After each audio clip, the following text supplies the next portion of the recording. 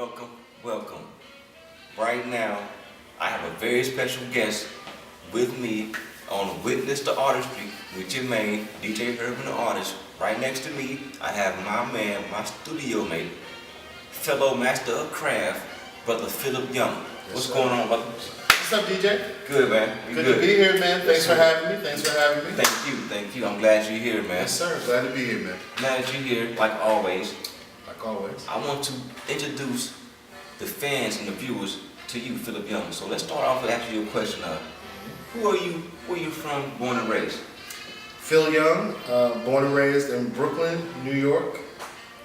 Now a resident of North Carolina. Good, okay. Now, if you can take one part of Brooklyn and bring it back down south to North Carolina, what would that be? Great question. I would definitely bring the culture of New York down south. The theater, the music, the nightlife, I would bring it all down south. Okay, that's a good answer.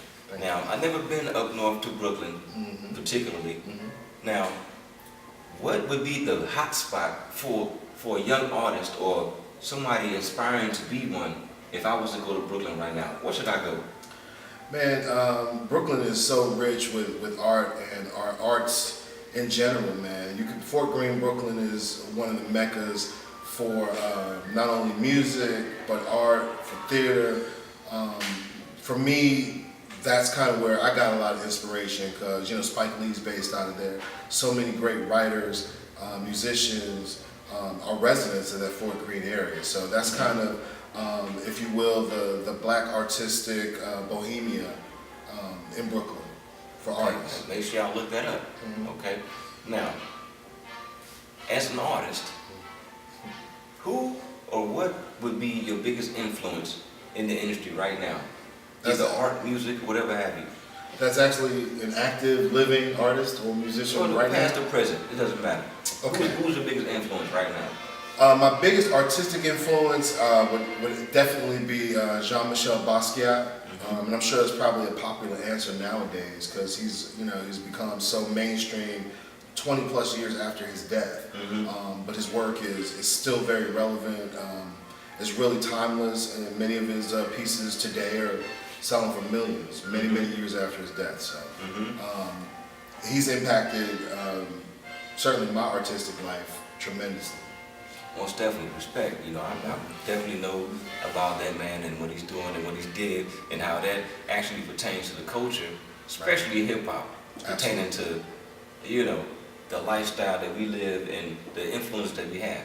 So let me ask you this: as an artist, a visual artist, and matter of fact, you've done a lot of plays, right? You've actually wrote scripts and yes, I have. I've written 2 plays that made it to off-Broadway.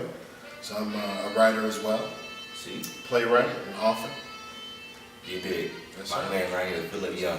Okay, Yes, so sir. now, as an artist, how do you find a balance between art life per se and work life, regular life? How do you find a balance? Well, to be honest with you, right now, because of what's happening here in Uptown, we're kind of on fire right now. So we have so many things going on, so many events, just so many projects going on here in Uptown right now. We're staying busy. I know I'm preaching to the choir over here because you know, because you're living it too. So frankly, life is a little bit out of balance right now. It's so much about my art right now and growing this venue and growing our personal businesses as well. So things may be just a little bit out of balance, but you know, you have to find time to rest, and that's the biggest challenge for us artists. Because for me, it's easy to just stay up till 6 or 7 in the morning and just continue to work and not really realize that the time is getting away from me. You just have to tell yourself, listen to your body, rest when you need to, spend quality time with your loved ones when you can. Make that quality time, not necessarily quantity time, but make it the best you can with the time you have. So. That was very important. Actually, can we say that one more time? The age-old quantity versus quality. You can't always have quantity But the time that you do have, you must make it quality time because that's what keeps your family close. Amen. You did what I'm saying. Feel young. Okay. Now, as an artist, Right. what helps create your zone of creation? Like I know, like we both know, Sure. there's a certain thing that sparks. What would be your process, or what do you have to do to begin that zone? For me, I focus in on a subject. Sometimes I have an idea in mind and I can't wait to get into the studio, close the door, and get to work. Other times I need to seek a little inspiration just to get the spark going. That kind of projects me forward. So it just really depends, man. A lot of times it's just things that I see. A lot of times it's just music.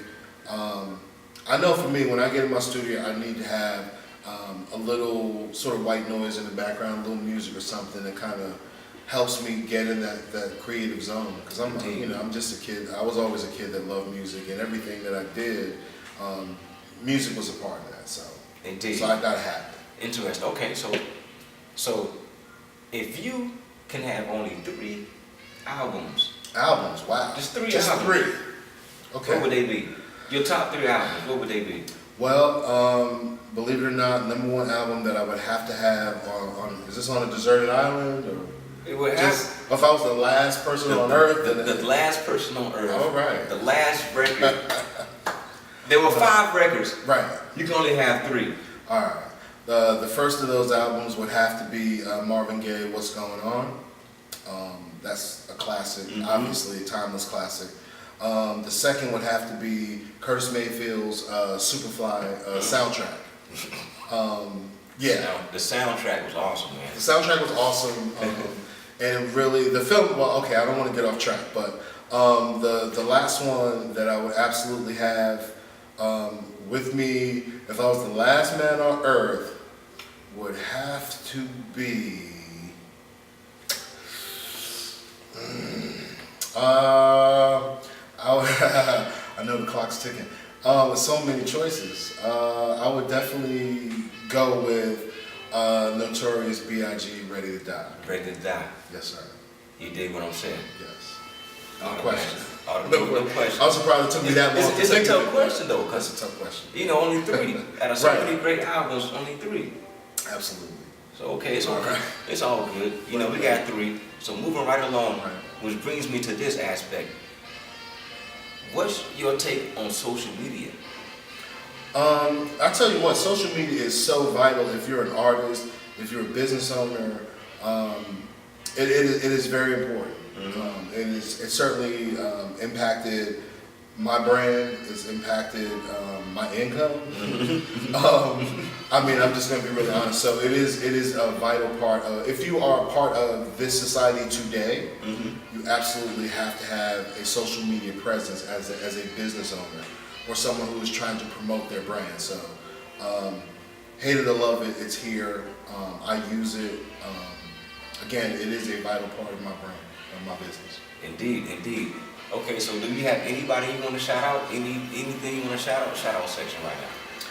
Man, firstly, man, I want to shout out my man Joseph Wilkerson, who is the owner of Uptown Artworks, but he's also a very good friend and also a talented artist in his own right. Don't sleep on him. Yeah, the boy's fire. So Right. So that's tops on my list of people here that I want to shout out. But I also want to shout out all artists, especially those who frequent our gallery, come through, hang out with us, commune with us, create with us. We welcome artists to come in and enjoy the space. It's a great venue. The atmosphere here is amazing. We try to show everybody that comes through the door love and support and encouragement, because the goal for us is to be artists, but we don't want to be starving artists, and that means we don't want to starve financially. We definitely don't want to starve in terms of sharing this, of community. We want to be a part of this community. So we want to flourish, and we also want to feed, and we also want to encourage the arts here in Greensboro. So this is very important to me. Very important. Yes, me too. All right. I already know, too. man. That's love, Already know. respect. Okay, now one more question. Sure. All right, for the fans right here. It's a tricky one. If you can put one of your personal items into a time capsule to be found 300 years later, what would that item be? It would definitely be one of my paintings. I don't know which one, because I kind of love most of them. I don't love all, but I love most of them. So any one of them, particularly one that makes a historical statement, I would definitely want to put in the time capsule 300 years from now. Someone opens it and they're then transported back to 300 years in the past and what was politically or socially relevant at the time, because that's what the piece would be talking about. And you had to look no further. Prime example, shout out to my good brother, Philip Young, the man himself right here for supplying some of the sick art, actually most of the art that's featured on this show. Right. My good brother, you see how we do?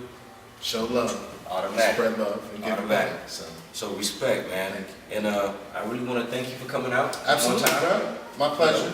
Right next I mean, door. you You know. that color, you had to You on the block, hard. baby. Yes, You sir. on the block. Right next door to you, man, right here. Yes, sir. Yes, Shout sir. out to Uptown Artworks. Check us out May 9th. May 9th. Hip Hop the Art Form, thinking of a master plan. Another master Going plan. down right here. Nothing but some paint inside my hand. Let's go. Uptown Artworks. Uptown. All day. Y'all be safe. We out.